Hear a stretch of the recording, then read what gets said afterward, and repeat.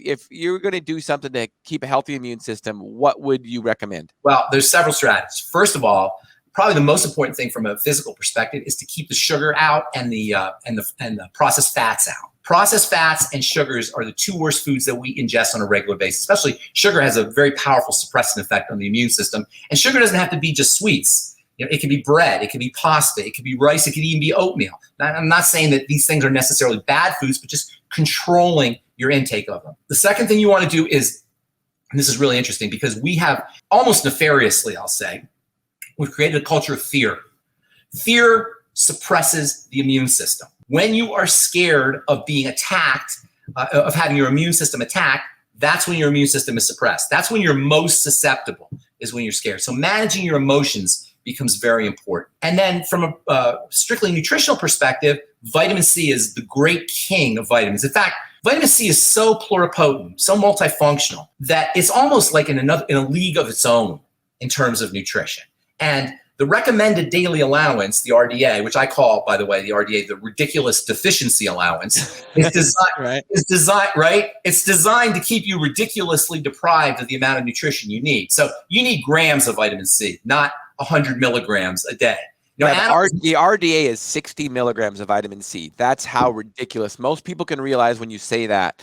That's how ridiculous the RDA is. Yeah, ridiculous. Vitamin C all day long, and it's water soluble, so you have to kind of keep your body flooded with vitamin C because you're urinating it out. Especially if you're drinking a lot of water. A lot of people are drinking water, and that's a good thing. You want to stay hydrated, but the more water you're drinking, the more you're urinating, and the more you're urinating, the more water soluble nutrients are leaving your body, right? So the more water you're drinking, the more vitamin C you need. The more water you drink, the more B complex you need, and the B complex is also very important.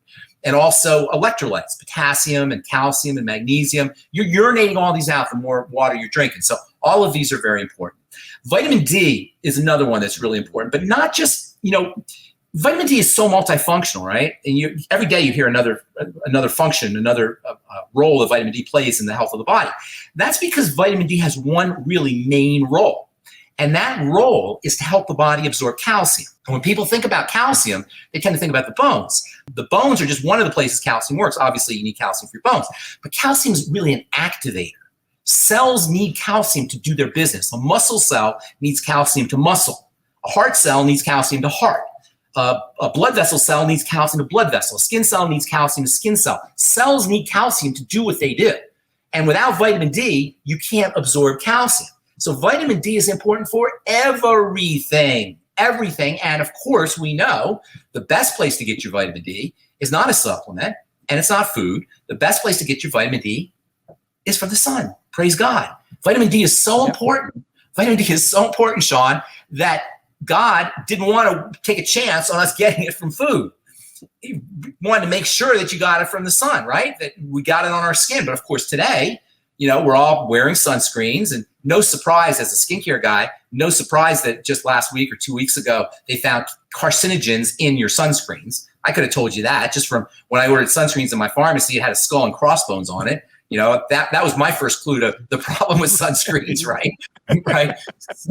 So get out in the sun. That's one of the best things you could do for your immune system. Don't stress yourself. Don't burn. But get some sunshine head to toe. And if you don't have, you live in the great Northwest or wherever it is and there's not a lot of sun, get a sun lamp and expose yourself to UVB. It's the UVB, the burning ray, that gives you the vitamin D. So that's also important for the immune system. And then and I know you know this, there's a molecule in the body called glutathione. Mm-hmm. And anything you could do to build glutathione is going to be critically important for your immune system. Glutathione is activated by selenium, which is one of the all-time great immune minerals. And then zinc is another extremely important immune-boosting mineral.